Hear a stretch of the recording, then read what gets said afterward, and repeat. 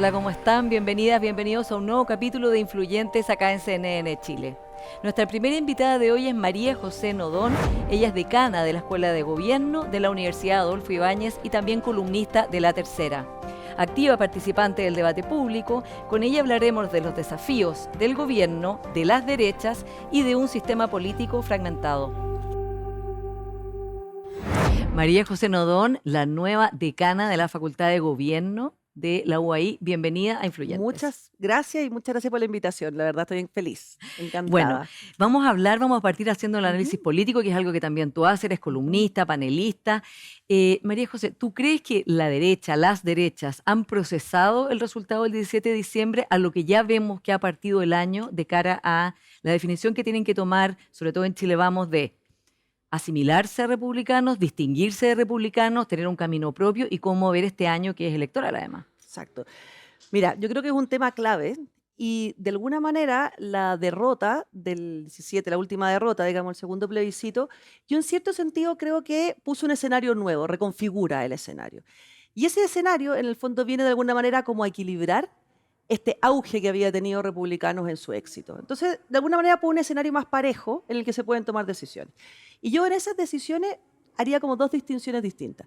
Una primera distinción, muy importante creo, que es distinguir qué es la derecha, o sea, qué decimos cuando hablamos de la derecha. Y ahí yo haría al menos dos Sí, ¿y distinciones está bien hablar de más. las derechas o...? Yo hablaría de las derechas, pero con bastantes apellidos. Yo Ujú. diría, una cosa es la derecha y la centroderecha, Chile Vamos, ¿verdad? Con los matices y las individualidades o identidades que hay ahí.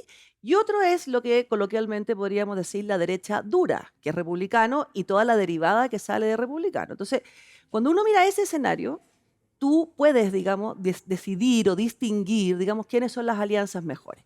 Entonces yo diría, ¿cuáles son las diferencias o cuáles son las cosas que habría que observar? Uno es el tema de la identidad.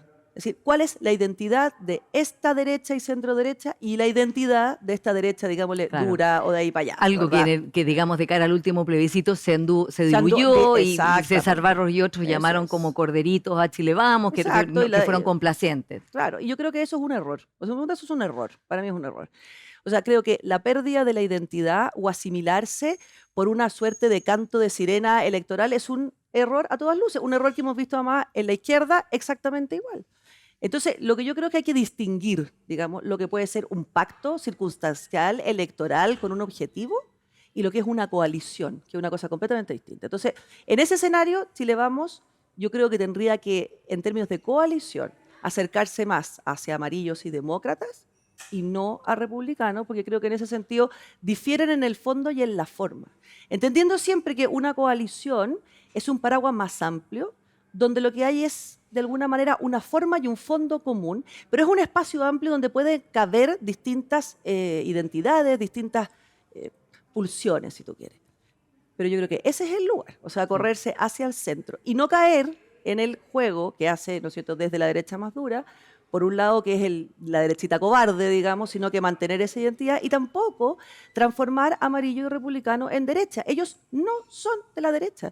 Y hacerlo así, de alguna manera, es inhabilitarlos a hacer el juego que tienen que hacer en esta coalición, que es Claro. traer, digamos, sensibilidades más exconcertación, de alguna manera más viudas con la izquierda de hoy día, que también pueden Sí. confluir perfectamente en Y este de hecho que proceso eso, María común. José, ha sido parte del debate esta semana en que se votó y se aprobó la idea de legislar la reforma de pensiones, Exacto. en que hubo como unos intercambios de María José Hoffman, secretaria general de la UDI, contra la senadora Rincón, como diciendo van a haber consecuencias, la senadora Rincón contestándole, y también una columna de Ricardo Brodsky en el Mercurio Mm. diciendo, bueno, tampoco la idea de amarillos y demócratas es estar en una coalición con republicanos, ¿no? O sea, estar en un espacio común.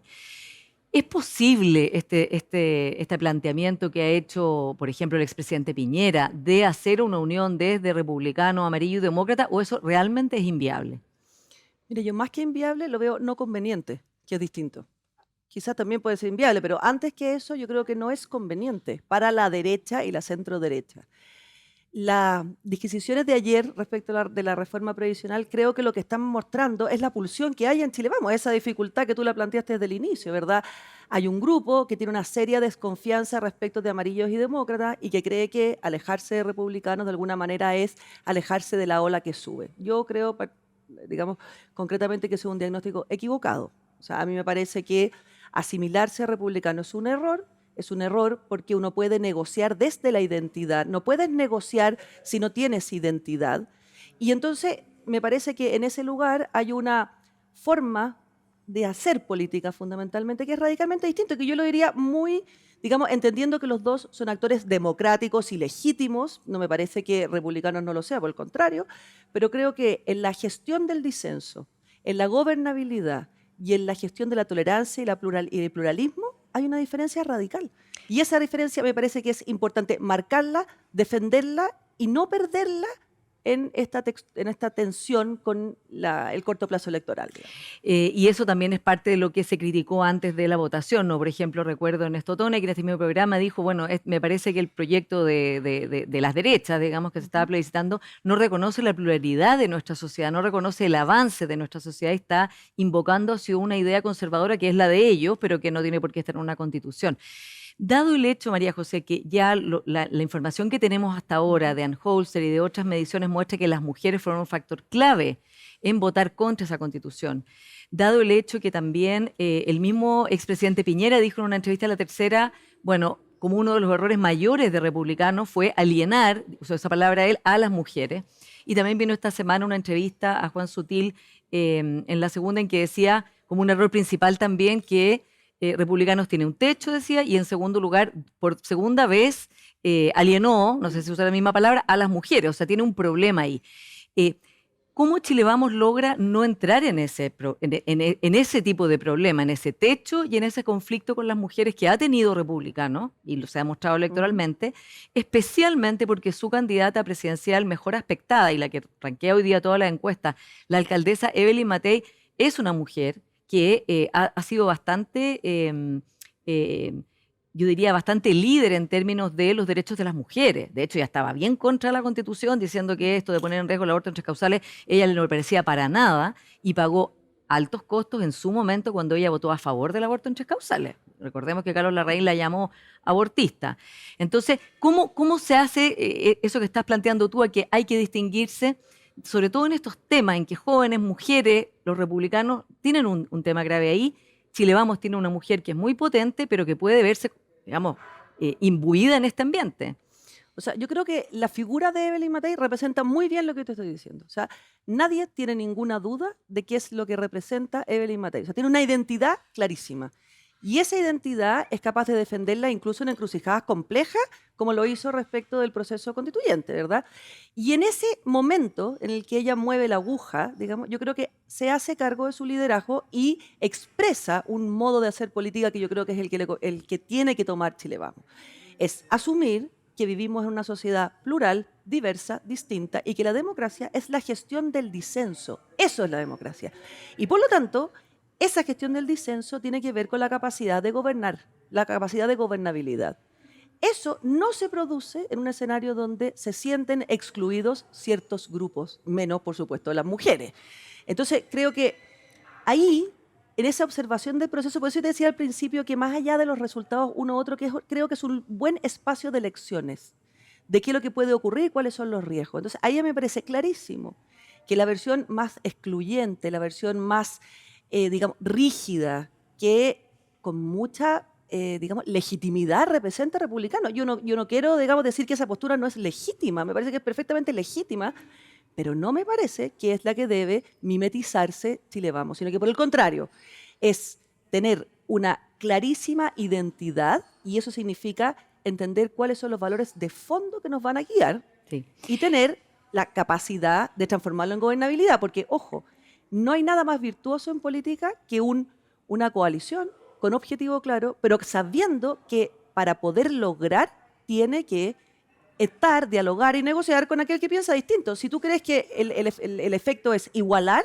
eso no puedes gobernar en este tiempo. Ahora, ¿cuánto le afectó a la alcaldesa Matei el hecho de que ella en un momento fue muy como elocuente en tirar el mantel y decir esto no está yendo por buen camino? La entrevista que dio en el Mercurio también estuvo en Tolerancia Cero, diciendo lo mismo, pero después tener que salir a decir que había que votar por una constitución que claramente al 55% de las personas no le pareció y a las mujeres no les pareció, y ya se reconoce el punto de que se ponía en riesgo. O sea, había una posibilidad de que se arriesgara el aborto en 3 causales. O sea, no fue también un problema ponerla a ella en ese lugar de que tener que salir a defender algo que no era lo que ella habría hecho.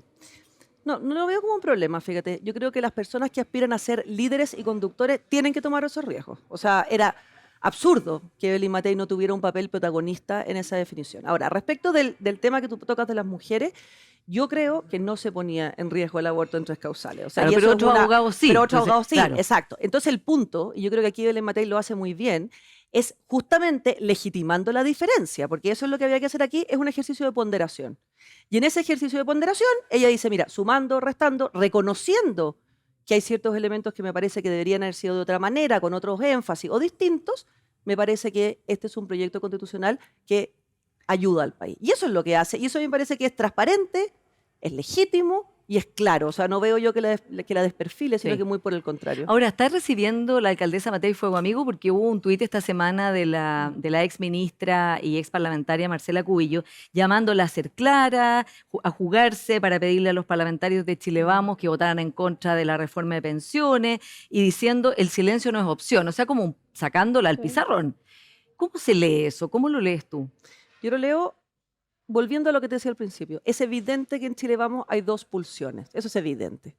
Y Marcela Cubillo representa una de ellas y Evelyn Matei representa otra. Entonces, lo más razonable, lo más esperable es que en el juego político la saquen al pizarrón. Ahora, a mí me parece que hasta el momento las respuestas o la manera de gestionar esas sacadas al pizarrón ha sido muy clara, muy en su estilo y muy, si tú quieres, independiente en el sentido que es ella contestando lo que realmente le parece. O sea, yo creo que esa gestión está bien. Ahora, lo que sí creo que puede pasar, y es un riesgo, es que esto vaya aumentando en el tiempo, ¿verdad? Y tenemos un momento crítico, que es el que ella decía si va a ir a la alcaldía o no va a ir a la alcaldía, y en ese momento uno podría decir, ya, ¿cuál es la opción mejor? Y uno puede decir, si sigue en la alcaldía, tiene unos ciertos riesgos, pero está ciertamente de alguna manera protegida, y si sale, claro, puede correr una campaña Claro, con mucho que más fue lo que le eficiencia, pero pasó a queda más Joaquín Lavín, expuesta. ¿no? Exacto. O Entonces, sea, que ya él se salió, no fue candidato claro, a la alcaldía de Las Condes y pero pensando queda que, expuesto, muy expuesto. Entonces, claro.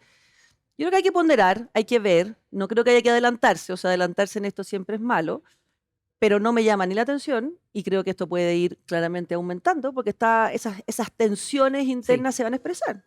Ahora, la derecha liberal, que se habla Ujú. mucho, la derecha liberal, Evópoli, la verdad es que tuvieron un consejero constitucional, Gloria Hood, que trató también de ir poniendo la diferencia, pero también en otras cosas votó con la mayoría, por ejemplo, en el cambio del qué por el quién.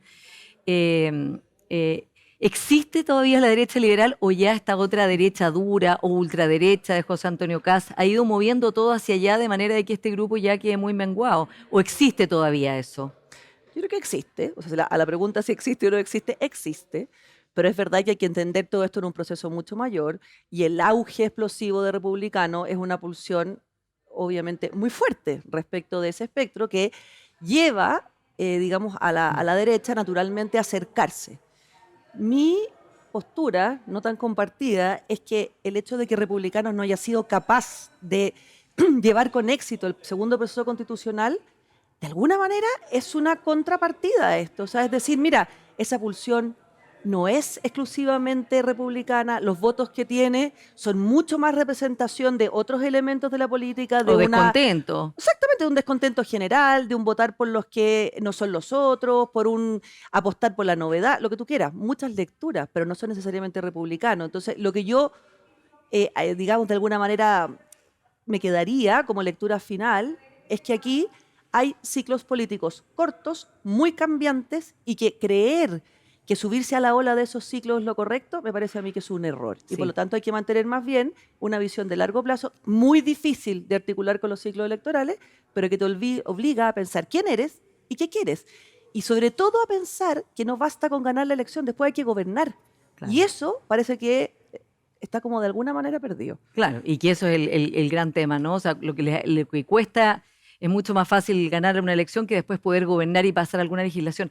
Quiero preguntarte por tu mirada de la ultraderecha en el mundo, porque son fenómenos además globales, todo lo que estamos hablando, esta ultraderecha o far right, como se dice en inglés, está el caso de, evidentemente, Donald Trump, que está liderando la carrera presidencial en Estados Unidos de nuevo, a pesar del asalto al Capitolio y de estar acusado de felonías de todo tipo y gravísimas.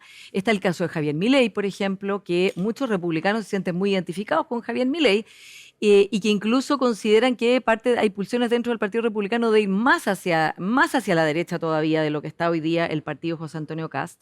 Y Milei es un personaje que, por ejemplo, en el Foro Económico Mundial de Davos, que estuvo ahora él presente, dijo algo que es bien sintomático de su mirada del mundo, aparte de hablar contra quienes están luchando contra el cambio climático, las feministas.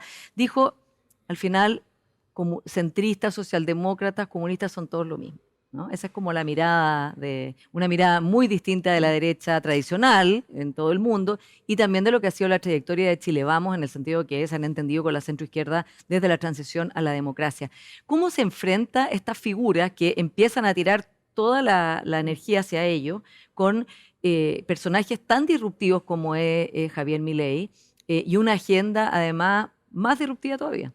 Mira, yo creo que el fenómeno, por supuesto que es global. Hay una cosa que es bien básica, pero que yo siempre la digo, los populismos o los movimientos ultra lo que hacen es simplificar lo que de suyo es complejo, ¿verdad? Y eso es una pulsión que obviamente es muy tentadora en momentos de crisis de la democracia, y yo te diría que más que de crisis, de cambio brutal en el mundo de unas lógicas que no somos capaces todavía de procesar. Eso es lo primero. Lo segundo, creo que cuando uno mira el fenómeno en el mundo hay que hacer una distinción, y yo esta distinción la hago con republicanos. Hay una extrema derecha que juega fuera de las reglas de la democracia y entonces desconoce las elecciones, desconoce la legitimidad de las personas que tiene al frente, desconoce los resultados y eso, Bolsonaro, por ejemplo. Bolsonaro, Trump también, ¿verdad? Y eso yo no veo, o sea, no me parece que sea justo aplicar esa categoría a republicanos. O sea, eso es lo que te digo yo. Me parece que es un jugador democrático, legítimo, que respeta las reglas del juego. O sea, ¿Milei también? Distinción. Sí. Milei también lo ha hecho hasta este momento. Ahora, Milei es un fenómeno distinto y por eso te digo que aunar el fenómeno me parece que no tiene por Como dónde. dice Cristóbal Rovira, el académico Exacto. que estudia esto, es una familia que están emparentados, digamos. Son primos hermanos, sí, ¿verdad? Son primos hermanos, pero yo creo que hay que distinguir entre los primos, porque hay unos primos hermanos que se saltan la regla, otros primos hermanos que juegan al borde y otros primos hermanos que puede uno le parecer o no parecer que siguen, digamos, ciertas banderas, pero que esas las desarrollan en un ambiente diferente. Entonces, en esa pulsión de mantener los matices es donde yo te digo que la esencia está en la identidad y en entender una cosa que para mí es fundamental, que siempre hay un llamado enorme a los consensos. Yo cambiaría y no uso nunca esa palabra, porque el consenso, en cierto sentido, es aspirar a la uniformidad, es aspirar a que todos quedemos en el mismo momento, en el mismo lugar. A mí me gusta mucho más la palabra negociación. La palabra negociación requiere dos cosas fundamentales. Que ha sido tan denostada la negociación. Que ha sido súper denostada y que yo la reivindico sí, donde sea. Y que tiene que ver con, cuando tú negocias, tienes que saber quién eres, tienes que saber quién es el otro, y queda muy claro y muy transparente qué es lo que tú cediste y por qué, y qué es lo que defendiste y por qué.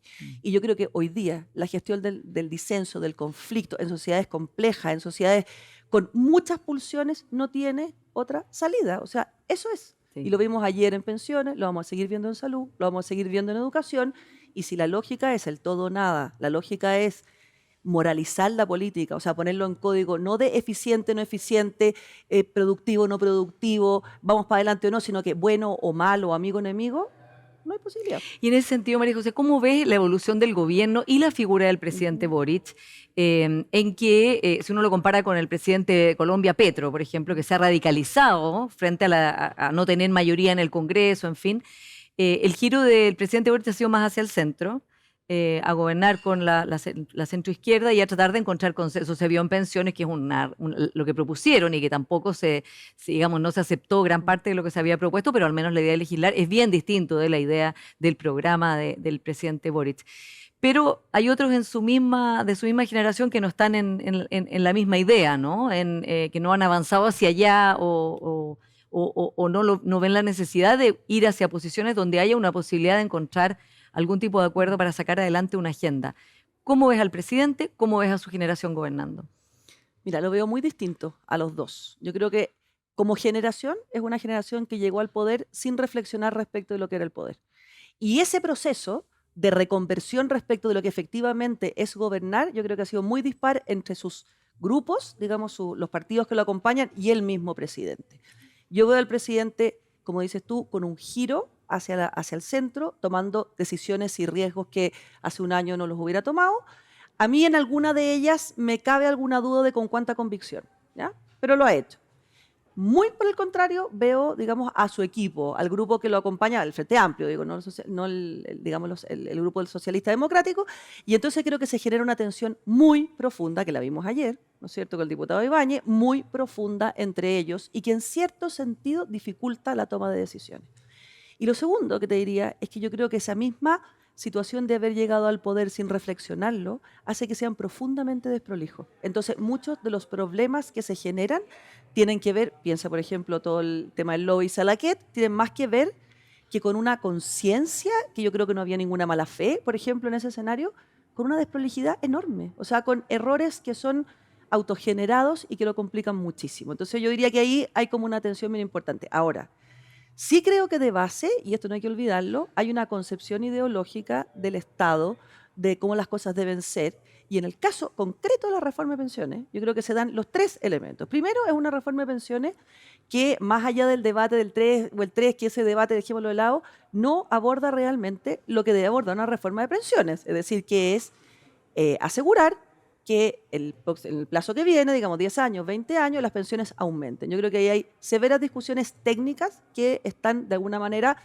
poniendo en cuestión ciertos elementos. Segundo, lo que vemos aquí es una pulsión distinta entre las dos almas del gobierno y que se ve y se percibe, digamos, en esta como negociación corta, digamos, con los outsiders que terminan entrando aspectos de la reforma que no hacen mucho sentido en la interna, digamos, de la reforma. Y además yo creo que hay una tercera pulsión muy importante, y es que este gobierno ha perdido, digamos, todas sus grandes banderas, todas sus grandes batallas, y no es posible que un gobierno salga sin nada. Entonces, esa pulsión por conseguir algo, por lograr algo, yo creo que también tensiona, porque ese algo claramente es distinto para el socialismo democrático que para el Frente Amplio y para el Partido Comunista. O sea, el límite en qué se entrega para conseguir ese algo es muy distinto. Se nos va acabando el tiempo, María José, pero en ese sentido también hay una responsabilidad de la oposición, ¿no? Que de muchas maneras se ha portado bastante parecido a la oposición frente amplista que tuvo antes, en el sentido de votar en contra de muchas iniciativas para propinarle un golpe al gobierno, las acusaciones constitucionales, ¿para qué decir?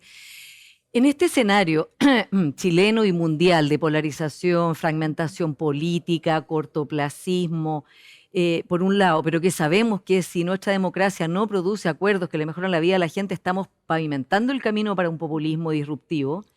¿Tú qué posibilidad real le ves a lo que queda de este año, o sea, a este año y hasta la elección presidencial, a sacar adelante qué? ¿Y qué crees tú que sería prioritario que la clase política completa, oficialismo, oposición, dijeran: liderazgos responsables, nos vamos a poner a disposición para sacar adelante estas tres materias, estas dos materias, de manera de no quedar todos como incapacitados y inútiles, incompetentes frente a la opinión pública que se pueda entusiasmar por alternativas del tipo que estamos hablando? Mira, te voy a hacer una respuesta que a lo mejor es la más inesperada. Reforma al sistema político.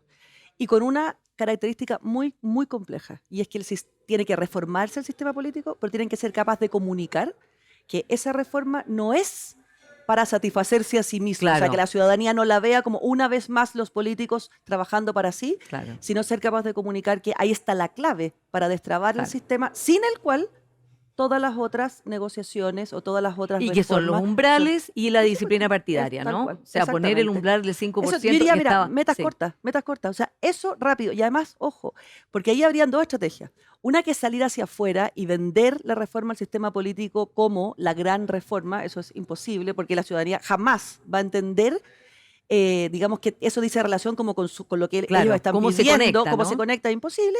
Yo haría esto simplemente un acuerdo, la buena cocina, o sea, un acuerdo, digamos, que además sea muy sólido a la hora en que salten las consecuencias, porque aquí hay partidos chicos que van obviamente a decir que una vez más ahora son los partidos grandes que están excluyendo del diálogo a los otros, y para eso hay que estar muy preparados. Entonces yo te diría, sin eso, yo veo que el camino es francamente difícil. Con eso se abren algunas Y posibilidades. sea quien sea que gane las próximas elecciones presidenciales, se va a Sea quien enfrentar al sea. mismo problema, Exacto. ¿no? O sea, María mismo José problema. Nodón, muchas gracias por esta conversación en Influyentes. Muchas gracias a ti por la invitación.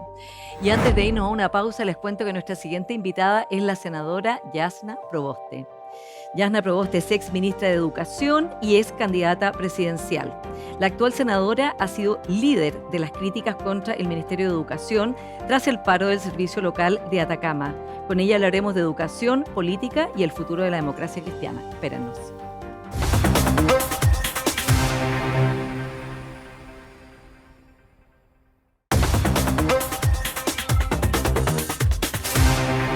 Senadora Jasna Proboste, bienvenida a Influyentes. Muchísimas gracias por la invitación, Paula. Bueno, usted, senadora, no solo preside la Comisión de Educación, sino que además fue ministra de Educación y ha liderado las críticas sobre el SLEP, lo que pasó en el SLEP de Atacama, las críticas al gobierno, con esta situación que se ha vivido allí, que realmente no tiene nombre, todos los días de paro, niños y niñas que no han tenido clases, que han pagado las consecuencias de lo que pasó allí. Quiero partir preguntándole cómo no se vio cuando se diseñó la nueva educación pública durante el gobierno de la expresidenta Bachelet. Se diseñó y digamos, no partió exactamente ahí, pero se vio toda esta ley. No se pensó en lo que podía pasar, por ejemplo, en Atacama, con esta cantidad de problemas al mismo tiempo y poniendo, por supuesto, en riesgo, ahora en pausa activa, el avance de los nuevos servicios locales de educación. Bueno, yo integro la Comisión de Sí. Educación, el que preside es el senador José García Ruminot, y hemos estado en esta comisión desde el año 2014, en la que fui diputada, y precisamente en ese momento en el que nos tocó tramitar el proyecto de nueva educación pública.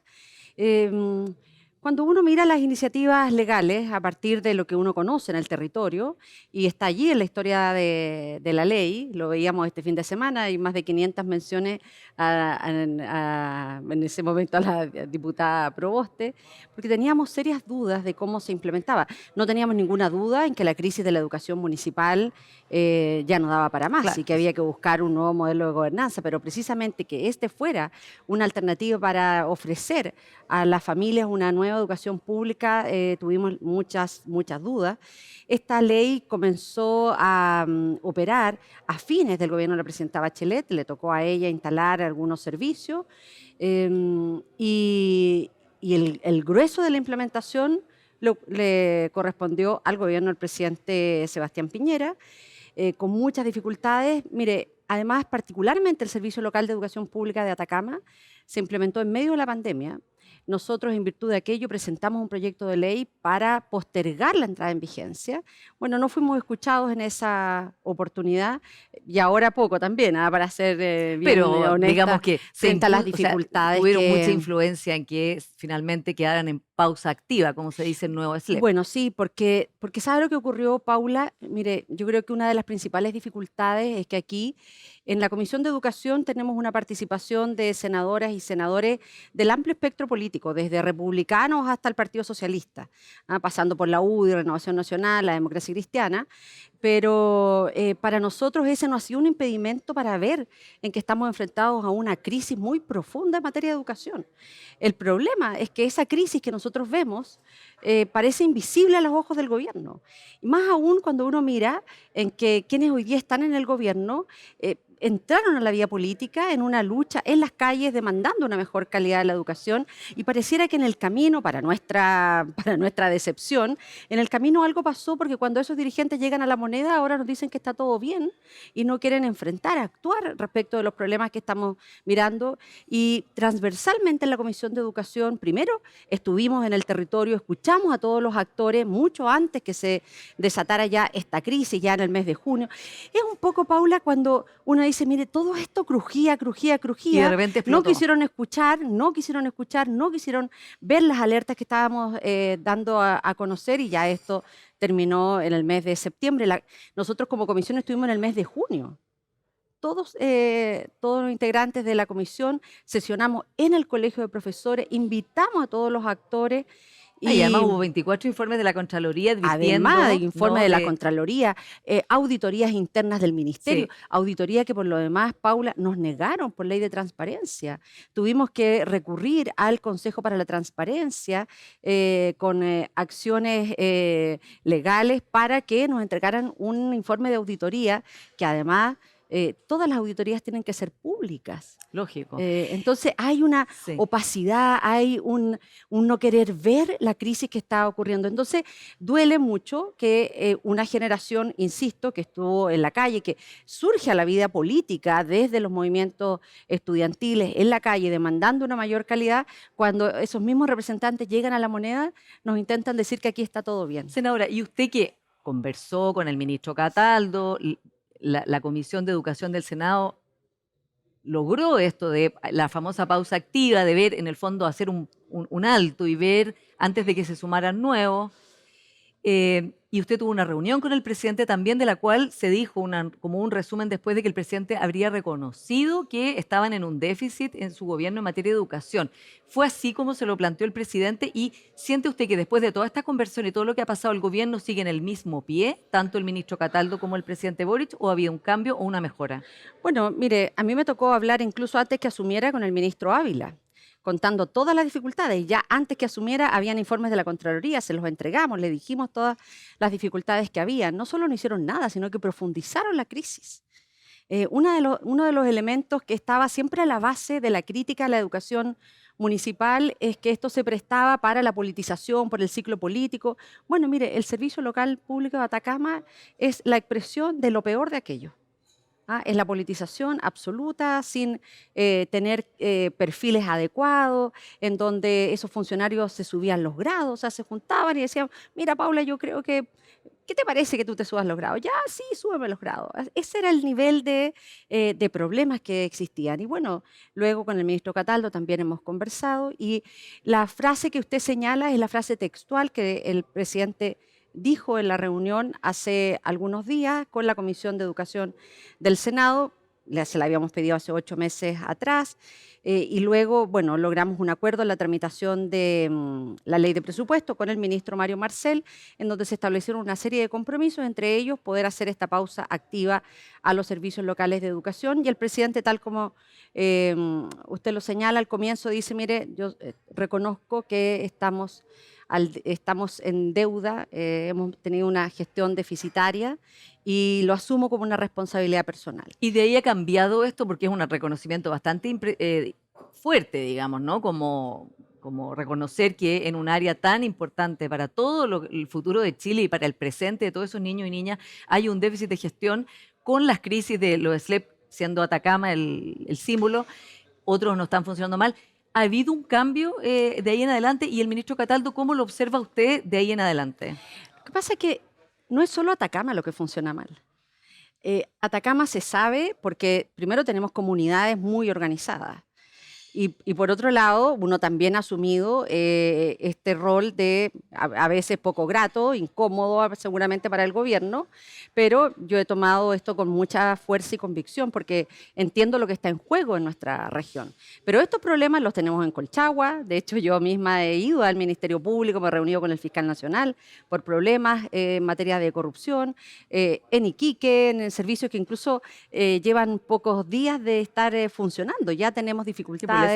O sea, ¿usted cree que todo o sea, el problema es estructural? Sí, mire, yo vi con atención la entrevista que usted misma le hizo al Rodrigo director Egaña, de sí. Educación Pública, y entonces a mí me surge la duda en que hay distintos tipos de problemas, ¿no? Como decía el presidente, bueno, Barros Luco me parece que fue el que dijo que había estos dos tipos Claro. de problemas, los problemas que no tienen solución Y lo que se arreglan solo. y aquellos que se arreglan solo. Pero aquí yo agregaría que además de eso, es como los problemas que no se quieren ver.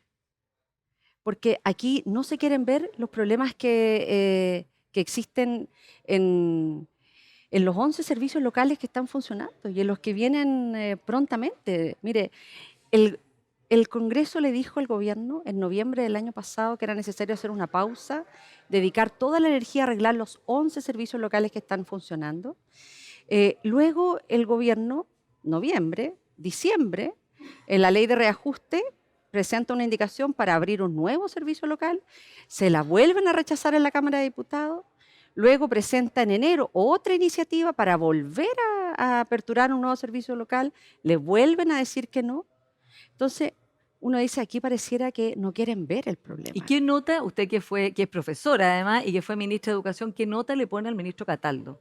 Mire, es que el ministro, yo en esto que siempre como profesora uno tiene que tener su medio de verificación y establecer eh, con mucho cuidado los criterios de evaluación. El ministro llegó en septiembre, si bien es cierto, había sido subsecretario. Creo que esto tiene que ver más con una lógica de equipo. ¿Ah?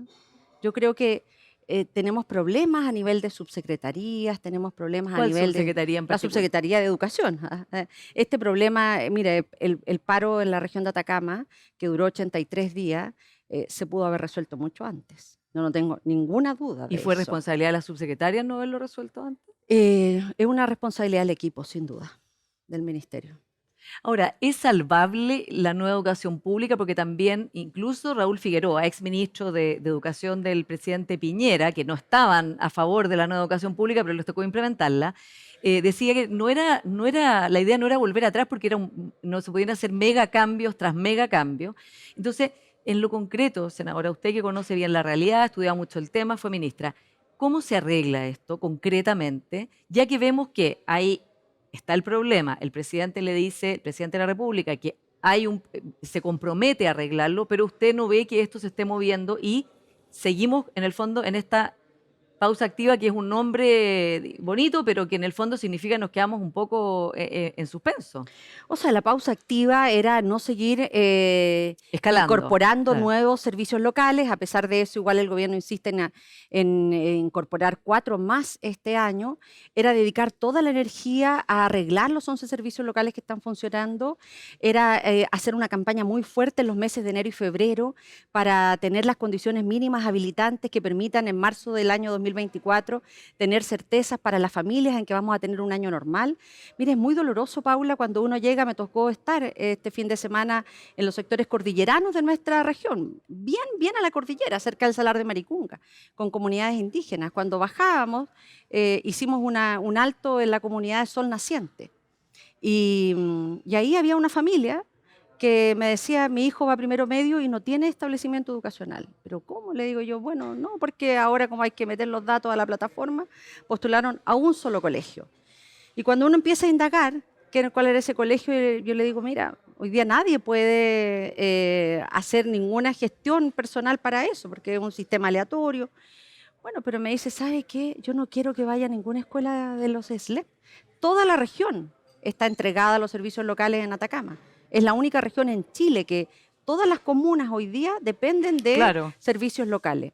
Cuando una familia que en la cordillera, aislada, nos dice, yo no quiero que mi hijo vaya a la escuela pública, eso es que hemos perdido el esfuerzo de años de fortalecer, de que las familias creyeran en la educación pública. Y creo que eso es muy doloroso, es muy complejo. ¿Qué es lo que hay que hacer? Claro, pero ponerle la energía a arreglar estos 11 servicios que están actualmente funcionando. Hasta el momento que estamos conversando, no hay trabajos en las escuelas de los servicios del Servicio Local Público de Atacama. O sea, siguen los baños rotos, los techos sin arreglar, los ratones, todo. Siguen los problemas en infraestructura.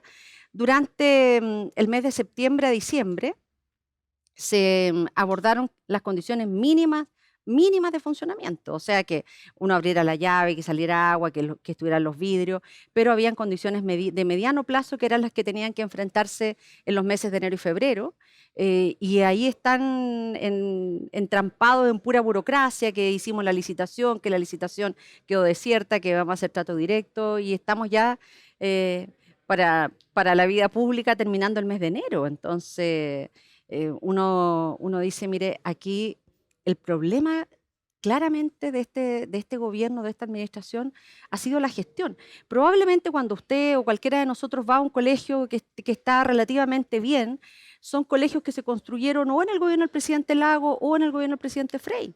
Y uno dice, y resulta que ahora ni siquiera somos capaces de colocar la ampolleta, de arreglar las condiciones habilitantes. Entonces, tenemos un problema de gestión, tenemos un problema en que todo tiene que ver con el cuoteo político. Mire, nosotros seguimos sin director del servicio local. Seguimos sin jefe administrativo del servicio local, jefe de finanzas del servicio local, porque como no es de los partidos de gobierno, no funciona el tema. Senadora, hablemos de política ahora porque... No hay nada más político que la bueno, educación. Pero... educación, pero política me refiero a que toda esta crítica que usted hace al gobierno, que dijo esta semana, de hecho, Atacama no merece este nuevo maltrato del gobierno, con otro episodio, ¿no? Pero resulta que el socialismo democrático también está en el gobierno. Usted fue la candidata del socialismo democrático, fue electa en las primarias, fue un proceso muy complejo. Es verdad que la democracia cristiana no es parte del gobierno, pero es digamos, un espacio que tampoco podríamos decir que es opositor. Y los cargos clave del gobierno, o muchos de los cargos clave, están siendo ocupados por personas de la exconcertación que trabajaron en los gobiernos del presidente Lagos, de la presidenta Bachelet, en fin, que no es necesario ni nombrarlo.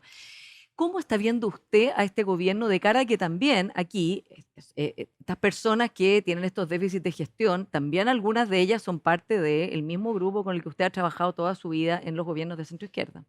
Mire, cuando usted hacía referencia a una frase señalada en que Atacama no se merece este nuevo maltrato, lo dije en el marco de la lamentable decisión de la Empresa Nacional de Minería, del directorio, de cerrar la fundición Hernán de la Lira. La fundición Hernán de la Lira tiene más de 60 años que funciona en nuestra región. Es el motor más importante de la actividad productiva. De ello depende la economía de nuestra región. Y uno dice, bueno, nos enteramos así, porque nos van y nos comunican en que van a cerrar. Pero no es lo único que ocurre. Mire, yo mañana, si Dios quiere, mañana viernes voy a estar con mujeres crianceras que tienen una situación dramática de alimento para su ganado caprino. No hay Seremi de Agricultura hace mucho rato. No hay Seremi de Cultura hace meses. Le vuelvo a la pregunta, ¿el socialismo democrático está mal situado al interior del gobierno? ¿No ejerce su influencia? Porque son personas que han gobernado, no están partiendo gobernando. Mire, a mí me llama mucho la atención. Quiero decirlo así de claro, me llama mucho la atención. ¿El socialismo democrático? Que con la experiencia, porque aquí, o sea, el que no tengamos seremis en la región, que no tengamos seremis de cultura hace meses, dicho sea paso, Paula, este sería el tercer seremi de cultura en este gobierno. Tenemos 3 delegados presidenciales, 3 delegados regionales, en menos de 3 años, sin contar el que tuvo una larga suplencia, podríamos decir 4. Entonces, pareciera que ahora cuando uno les pregunta a los mismos con los que compartíamos, me dicen, bueno, es que ahora tiene que pasar, lo tiene que ver y que... ¿No tienen, ¿no tienen tanto poder? Pareciera que no, porque si no, la verdad es inexplicable. ¿Usted cree que el socialismo democrático se ha desgastado siendo parte del gobierno? Yo diría que más que el desgaste, uno no ve la capacidad de gobernar. Y no sé si es porque, bueno, como nosotros no formamos parte, no sé si es que se inhiben o hay un bloqueo en los cuales ellos no pueden desplegar al máximo su capacidad, su experiencia y su conocimiento del territorio. ¿Hay un acuerdo ya con la DC para las elecciones municipales y de gobernadores ir en una sola lista, ¿no? Con las 2 coaliciones de gobierno y con la democracia cristiana? Quiero su opinión sobre eso, cómo lo ve, que en el fondo se va a poder resultar bien teniendo esa mirada tan crítica del gobierno. Y primero quiero preguntarle si usted cree que la DC debiera entrar o no al gobierno en algún momento, ya que están buscando territorios comunes, digamos, como ha pasado con la reforma de pensiones de finalmente juntarse a allanarse a la propuesta de la DC. No, mire, estamos ya entrando al 3er año de gobierno. Aquí hubo una decisión clara, desconozco cuáles son los argumentos que están a la base de excluir a la democracia cristiana. No tiene ningún sentido que hoy día la democracia cristiana entre al gobierno. Y lo digo porque además frente a temas que son bien muy concretos, digamos, ¿no? Todos los problemas en materia de educación, ha habido poca voluntad también de escuchar los planteamientos de quienes estamos en el Congreso, y que representamos no solo a un territorio, sino también a la democracia cristiana. ¿Siente que el gobierno no la ha escuchado a usted, por ejemplo? No, no, en absoluto. Pues mire, esta crisis llevábamos años. Yo le partí diciéndole, me reuní con el ministro Ávila antes de que asumiera, antes del 11 de marzo del año 2022, con informes de la Contraloría. Le dijimos los problemas que habían en el servicio local. Senadora, y yendo atrás, digamos, cuando usted fue candidata presidencial,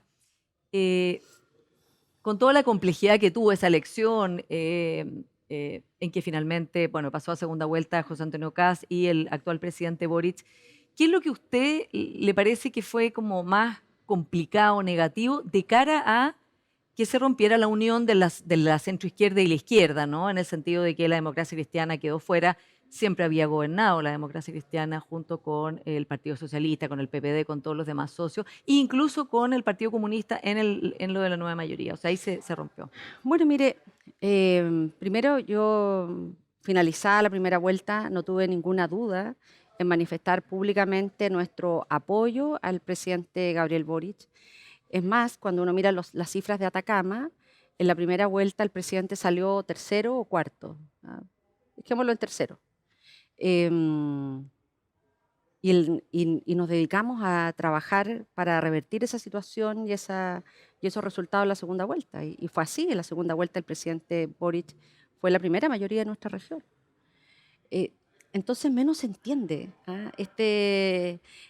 esta, yo diría ya a esta altura desidia con la que se ha tratado nuestra región. Y la guinda de la torta es ahora esta decisión de paralizar la fundición en Nambi de la Lira. ¿Una decide con su región o con su partido o con los dos? No, yo primero la región.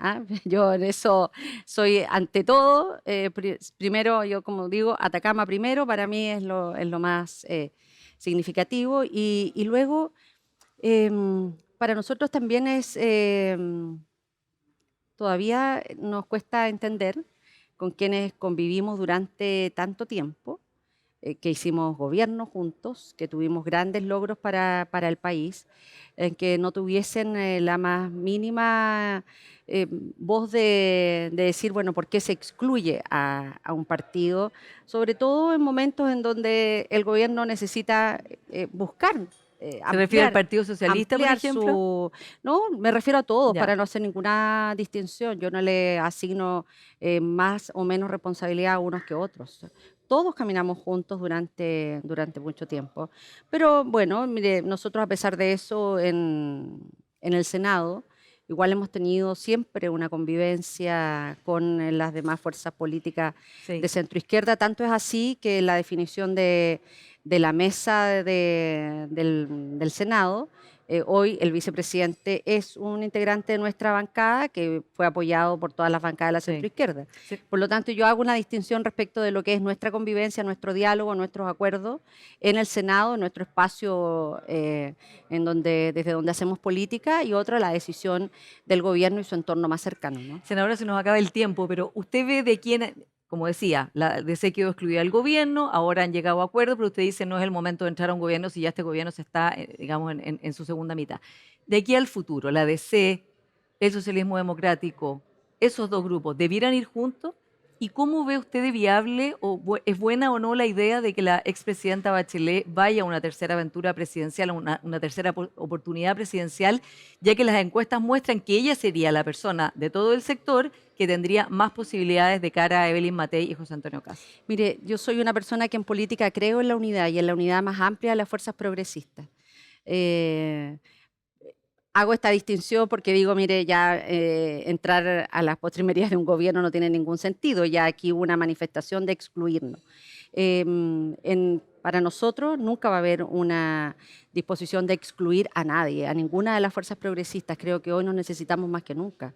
Hemos visto cómo se hace complejo el sacar adelante reformas que son importantes en materia de seguridad social, mejorar las pensiones, mejorar los sistemas de salud. Eso solo lo podemos hacer a partir de la unidad. Y yo lamento que este gobierno no haya entendido en que es necesario esa unidad más amplia y haya excluido a un sector que a pesar de aquello hemos colaborado en todas aquellas iniciativas que le hacen bien al país. Y a la presidenta Bachelet la voy a apoyar siempre. ¿La apoyaría en una eventual candidatura presidencial? No tengo ninguna duda de eso. ¿Y ella sería la persona más competitiva a su juicio para lograr esta unidad de todo el progresismo? Mire, yo creo que también eso lo he entendido. Para enfrentar una candidatura, lo más importante es que uno esté convencida. Senadora Yasna Proboste, muchas gracias por esta conversación. Que esté muy bien, Paula Negrado. Y a ustedes, como siempre, muchas gracias por su sintonía y nos reencontramos la primera semana de marzo en la nueva temporada de Influyentes. Nos vemos.